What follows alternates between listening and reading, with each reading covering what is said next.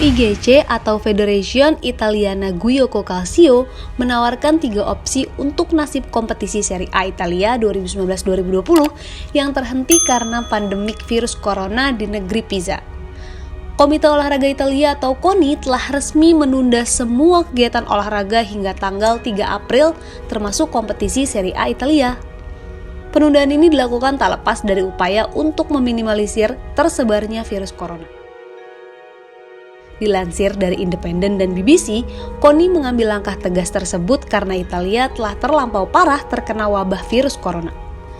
Sekedar informasi, Italia menjadi negara Eropa yang memiliki dampak terparah dalam virus corona. Hingga hari ini lebih dari 10.000 orang dinyatakan positif terjangkit virus corona, di mana sekitar 1.000 diantaranya meninggal dunia. Sebetulnya bukan Serie A saja kompetisi sepak bola Eropa yang harus dihentikan karena wabah virus corona. 4 liga top lainnya yakni Eredivisie, La Liga, Premier League, dan Bundesliga juga harus dihentikan sementara. Namun, Serie A terasa istimewa karena kompetisi ini berada di Italia, negara kedua terbesar yang terpapar virus corona. Bahkan, banyak pemainnya yang harus jadi korban. Dengan kondisi pandemi corona yang semakin memprihatinkan di Eropa dan dunia, ada kemungkinan penundaan akan diperpanjang dan bahkan kompetisi bisa dihentikan. Kondisi ini jelas membingungkan federasi sebagai otoritas tertinggi yang bertanggung jawab dalam pelaksanaan liga. Federasi Sepak Bola Italia atau FIGC sudah menyiapkan 3 opsi apabila kemungkinan terburuk terjadi. Semua pihak harus mencari solusi terbaik. Tak cuma orang biasa yang menjadi korban, ternyata sejumlah pemain Serie A juga harus terjangkit virus mematikan ini. Setidaknya 8 orang pemain yang positif terjangkit virus corona. Mereka diantaranya adalah Daniel Rugani dari Juventus, Gabbiadini dari Sampdoria, dan Patrick Cutrone dari Fiorentina. Jumlah korban pun diyakini bakal bertambah seiring tes yang tengah dilakukan klub-klub kepada para pemainnya. Dengan kondisi Italia yang semakin memburuk karena virus corona, FIGC pun mempertimbangkan 3 opsi untuk kompetisi Serie A. 3 opsi ini tentu memiliki kekurangan dan kelebihannya masing-masing. Namun, mengingat keadaan yang begitu darurat, opsi yang diberikan FIGC cukup masuk akal. Lalu, mana di antara solusi-solusi ini yang paling terbaik? Namun, sebelum masuk ke apa aja solusinya, subscribe dulu channel YouTube Indosport supaya kalian selalu update berita terbaru seputar olahraga dan nyalakan tombol lonceng untuk dapat notifikasi terbaru. Opsi pertama yang ditawarkan FIGC adalah dengan membatalkan Serie A musim 2019-2020. Itu artinya tidak akan ada juara di musim ini. Ini merupakan kali kedua di era sepak bola modern Serie A harus tanpa pemenang setelah terakhir kali pada tahun 2004-2005 gelar juara Juventus dicabut karena Calciopoli. Sementara itu, untuk penentuan posisi zona Liga Champions akan digunakan klasemen terakhir pekan ke-26 di mana Juventus, Lazio, Inter, dan Atalanta lolos. Sedangkan Napoli dan AS Roma bakal mewakili main di Liga Eropa.